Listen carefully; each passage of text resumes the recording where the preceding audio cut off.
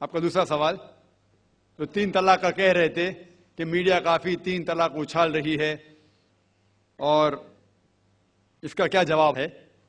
افسوس کی بات ہے کہ معاشرے میں، مسلمان کے معاشرے میں 3 قسم کی طلاق ہے۔ مسلمان کے معاشرے میں، سوسائٹی میں، ایک طلاق بدعت، طلاق طلاق طلاق ایک ساتھ میں ہو جاتی ہے۔ ایک طلاق حسن، جو طلاق دو، 1 ماہ رکو حیض کے لیے، پھر طلاق دو، پھر رکو، پھر تیسرا طلاق دو۔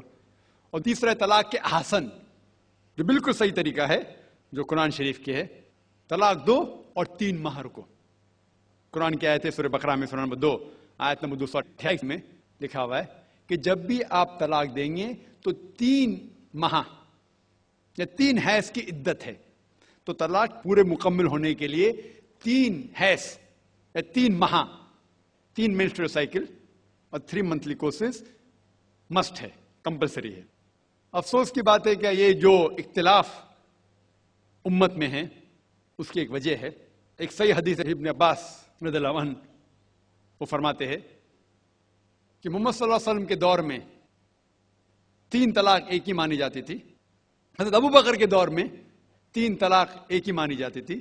حضرت عمر کے پہلے 2 سال کے دور میں 3 طلاق ایک ہی مانی جاتی تھی، لیکن اس کے بعد حضرت عمر رضی اللہ عنہ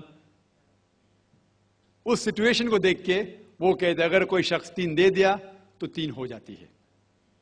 اس حدیث کی وجہ سے جو اختلاف امت میں ہے، اور کئی علماء میں اختلاف ہے، لیکن علماء میں اختلاف ہے، رہیں گا ایک منچ پہ آئیں گے کہ اللہ عالم، لیکن اگر آپ قرآن کی روشنی میں پڑھتے ہیں، قرآن میں طلاق کا ذکر کیا گیا ہے سورہ بقرہ میں، سورہ نمبر 2 آیت نمبر 228 سے لے کے 240 تک، اور سورہ طلاق میں سورہ نمبر 65 آیت نمبر 1 سے 7۔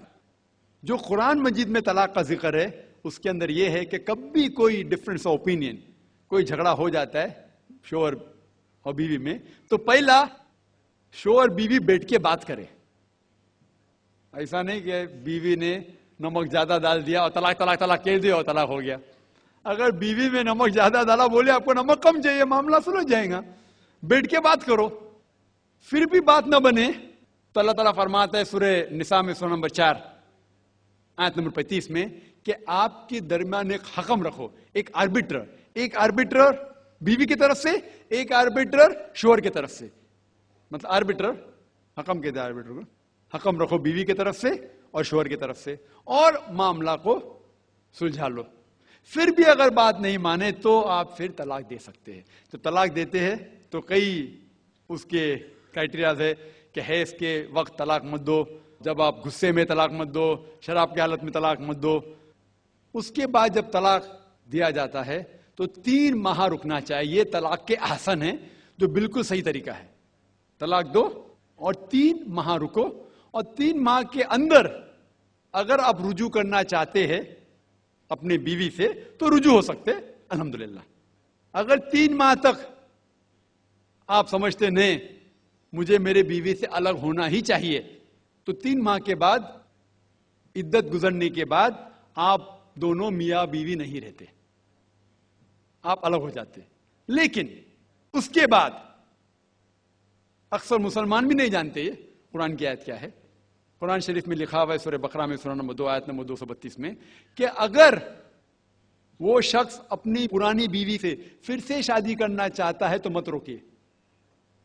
تو اگر طلاق ہو چکا ہے صحیح طریقے سے، طلاق کے احسن کے طریقے سے، اور 3 ماہ ہو گئے، عدت گزر گئی، 6 مہینے بعد اگر لگا بھائی جو میں نے کیا غلط کیا، میں پھر سے شادی کرنا چاہتا ہوں، تو وہ آدمی اپنی پرانی بیوی سے پھر سے نکاح کر سکتا ہے، لیکن نیا نکاح نیا مہر،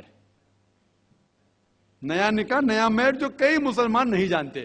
افسوس کی بات ہے کہ ہم مسلمان قرآن کو ترجمے کے ساتھ پڑھے ہی نہیں، صحیح حدیث کو ترجمے کے ساتھ پڑھے ہی نہیں۔ اگر ہم قرآن شریف کو صحیح طریقے سے پڑھیں گے اور صحیح حدیث پہ عمل کریں گے تو یہ جو غلط فہمیاں ہیں دور ہوئیں گی،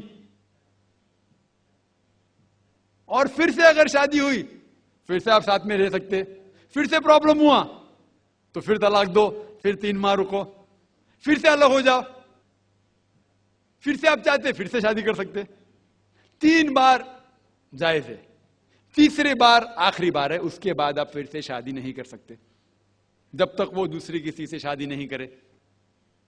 लेकिन मैंने अपनी जिंदगी में एक भी शख्स मेरे जिंदगी में नहीं आया जो तलाक के हसन किया, सही तरीके से तलाक दिया, अलहदा हो गए, फिर निकाह हो गया, फिर अलहदा हो गए, फिर निकाह हुआ, फिर अलहदा। मैंने कोई भी शख्स मेरे जिंदगी में पूरे दुनिया में ऐसा शख्स के बारे में सुना ही नहीं जो सही तरीके से किया और बिछड़ गया, फिर से शादी की, फिर से बिछड़ गया, फिर से निकाह के, फिर बिछड़ गया, फिर शादी करना चाहता है।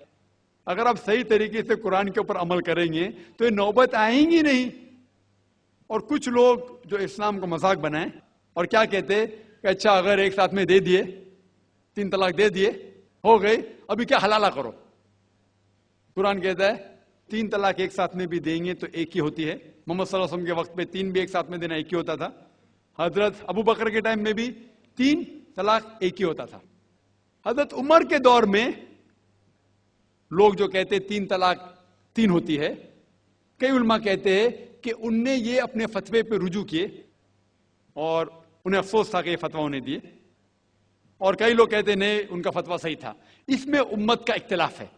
लेकिन अगर कुरान की रोशनी में देखेंगे तो 3 तलाक एक साथ में भी देंगे तो एक ही होती है। हजरत उमर के दौर में रज़ियल्लाहु अन्हु उन्होंने कहा था कि हम उसे कह नहीं सकते, क्या वो गलत है। लेकिन उलमा ये कहते हैं, मिसाल तो इब्ने तैमिया, शेख इब्ने तैमिया, वो कहते हैं कि ये हजरत उमर में अल्लाह भी प्लीज रज़ियल्लाहु अन्हु, वो मोहम्मद सल्लल्लाहु अलैहि वसल्लम ने जो कहा उसके ऊपर नहीं है।